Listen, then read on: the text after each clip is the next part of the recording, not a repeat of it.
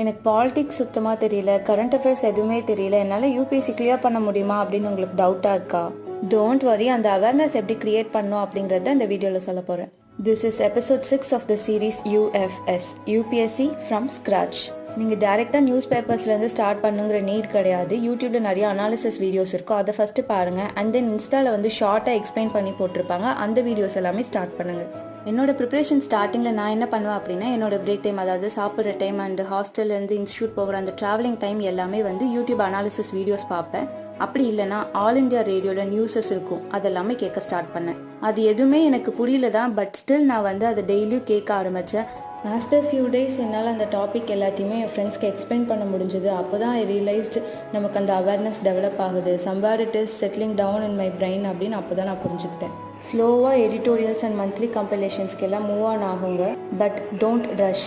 ஏன்னா நம்ம இங்கே சும்மா படிச்சுட்டு மட்டும்